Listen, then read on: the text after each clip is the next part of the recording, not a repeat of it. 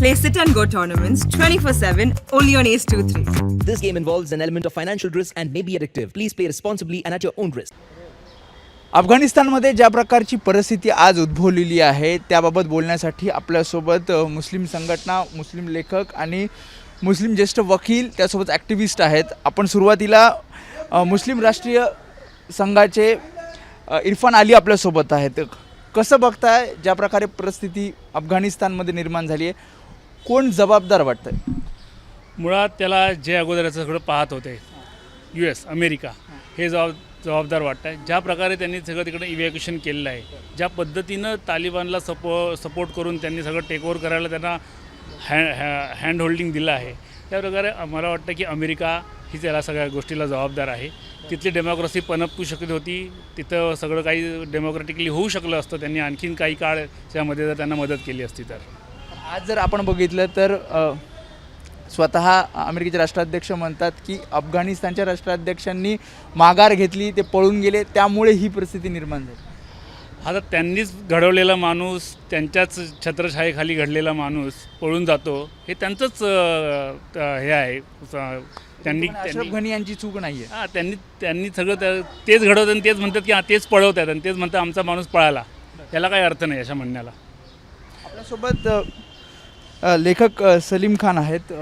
कसं बघताय तुम्ही या सगळ्याला आणि कोणाची चूक वाटते? म्हणजे जी परिस्थिती आज अफगाणिस्तानमध्ये निर्माण झाली आहे, तालिबानांनी ताबा घेतला आहे, एक तर मला प्रश्न विचारायचा आहे की तुम्ही या सगळ्याचं समर्थन करताय का? कारण अनेक देश समर्थन करतायत तालिबानच्या सरकारचं. देखिए अफ़गानिस्तान में हुआ क्या, पहले तो हमको ये जानना चाहिए. अफ़गानिस्तान में 40 साल पहले जो है वो सोवियत यूनियन आ गया.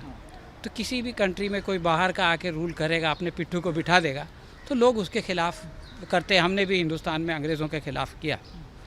फिर वो चले गए. उसके बाद में फिर थोड़े दिन उनके झगड़े हुए, फिर तालिबान ने एक स्टेबल हुकूमत बनाया. 4 साल तक उन्होंने सरकार चलाई.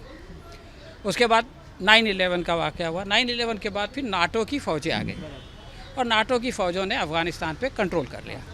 और उसके बाद जो भी आदमी रूल कर रहा था, जैसा कि इन्होंने बताया अभी, कि वो US का एक रिप्रेजेंटेटिव था. वो अफ़गानी था लेकिन वो US को रिप्रेजेंट कर रहा था. अब जब कोई बाहर का आदमी किसी के कंट्री में रूल करता है तो वहाँ के लोकल लोग उसके ख़िलाफ़ रेजिस्ट करते हैं. अफ़गानिस्तान में जो लोग रेजिस्ट कर रहे थे वो तालिबान के नाम से कर रहे थे. अब वो रेजिस्टेंस चलता रहा 20 साल तक. 20 साल के बाद जो लोग US या जो दूसरी फोर्सेस थी उनकी ये समझ में आया कि अब ज़्यादा दिन तक हम यहाँ काम नहीं कर सकते, बहुत पैसा खर्चा हो गया, कुछ फ़ायदा नहीं हो रहा. हमने यहाँ पे 3.5 लाख फ़ौज तैयार कर दिया है. अब ये 3.5 लाख फ़ौज जो है वो हमारे आदमी को बचाएगी. अब हमको जाना चाहिए. तो US ने जाने का फ़ैसला कर लिया. अब वो जो 3.5 लाख फ़ौज थी वो जो है उसने सरेंडर कर दिया. और उसके बाद में अशरफ गनी को लगा कि अब यहाँ रहना मुश्किल है, तो वो अपना पैसा पानी जमा करके अब. क्या लगता है गलती किसकी है? किसी की गलती नहीं है. अमेरिका, तालिबान सरकार को जिस तरह से अमेरिका ने वहाँ पर अपनी फ़ौज भेज के उनके अपने पिट्ठू बिठा के वहाँ एक गलती की थी.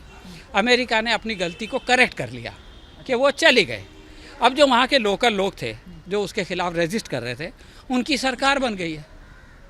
अब तालिबान सरकार को जिस तरह से सपोर्ट किया जा रहा है, कई देश, रशिया हो, चीन हो, पाकिस्तान हो, आप उसे कैसे देखते हो और भारत ने क्या आगे कदम करना चाहिए? देखिए, एक बात हमको ये समझना चाहिए कि तालिबान पहली बार जो है वो सत्ता में नहीं आए. इससे पहले भी वो सत्ता में थे. उस वक्त हमारे यहाँ अटल बिहारी वाजपेयी जी की सरकार थी. तो वो सरकार का तालिबान से कोई झगड़ा नहीं था. आपको याद होगा एक प्लेन हाईजैक हो गया तो भी हमारे फॉरेन मिनिस्टर गए, उन्होंने वो उनका आदमी दिया, अपने सब आदमी को छुड़ा के लाए. अच्छे रिलेशन थे.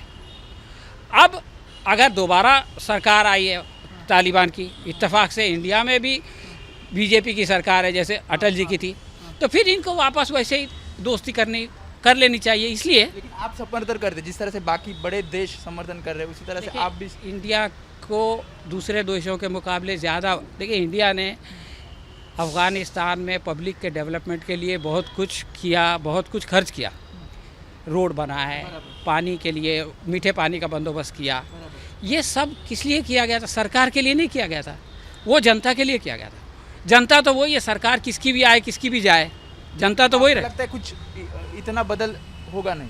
मेरे ख्याल में तो बदल ये होगा कि 20 साल से जो वहाँ जंग चल रही थी वो खत्म हो गई। आज ऐलान हो गया है कि जंग ख़त्म हो गई है। और दूसरी बात ये है, तो ये अच्छा हुआ ऐसे लगता है आपको? हाँ, एक तो जंग ख़त्म हो गई, दूसरी बात एक और अच्छा हुआ मैं बताता हूँ। तालिबान जब आ रही थी तो सब लोगों को लग रहा था कि ये आने से पहले बहुत कत्लो खून करेंगे और आने के बाद बहुत कत्लो खून करेंगे। लेकिन हमने देखा कि जब वो आए तो कोई कत्लो खून उनके ऊपर एक बार बमबारी हुई, 200 तालिबान के लोग मारे गए। उन्होंने किसी को मारा ऐसी खबर मैंने नहीं पढ़ा।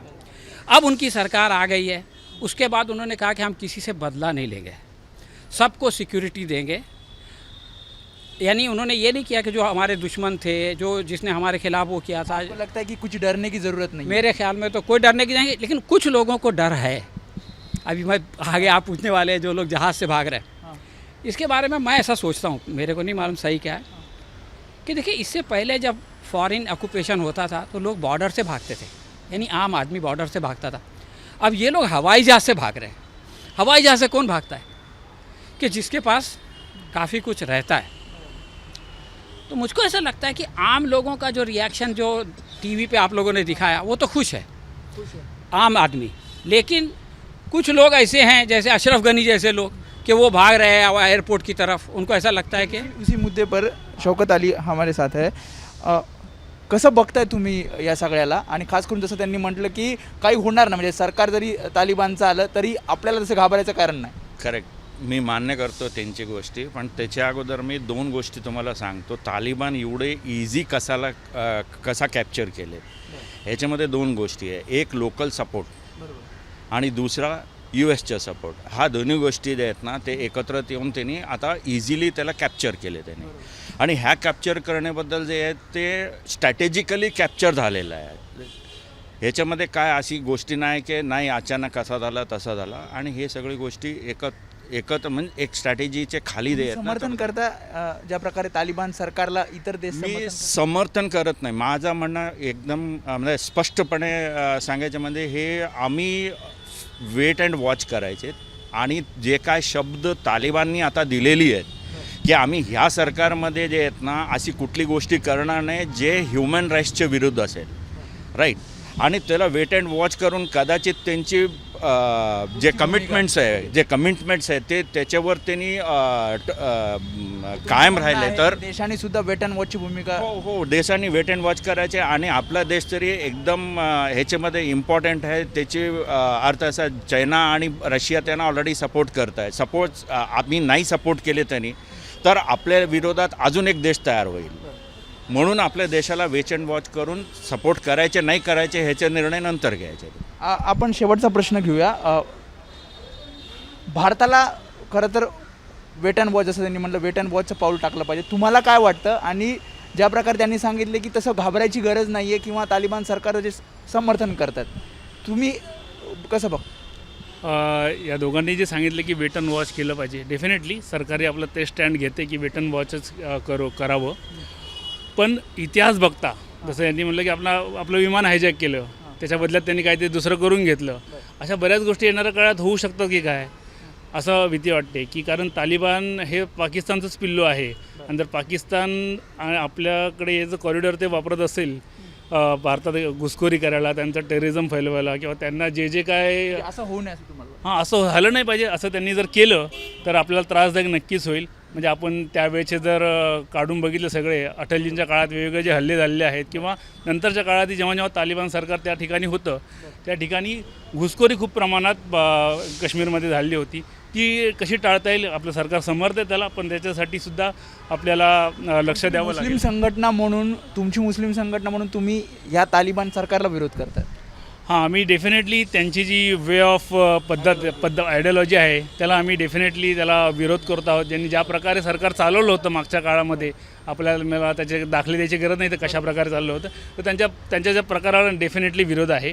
त्यांचं जे इस्लामिक राज आहे ते कदाचित ज्यांनी ते ठरवलं आहे इस्लामच्या पद्धतीनुसार त्यांनी केलेलं नव्हतं. त्यांनी अशा प्रकारे खून करणं, व्हिडिओ करून फोटो काढून कत्लेआम करणं, इतिहास पाहता असं लक्षात येतं आहे. आत्ता समजा ते चांगलं होत असतील तर वेट अँड वॉच करून आपण त्याच्याबरोबर चांगला डिलिंग करू शकतो.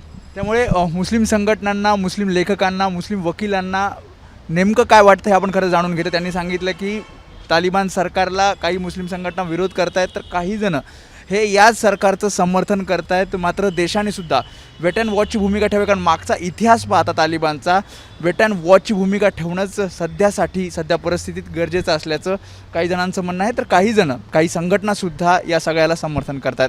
कॅमेरॉन गजानन बाळापूरकर, वेदांत नाईब, एबीपी माझा, मुंबई. एबीपी माझा, उघडा डोळे बघा नीट.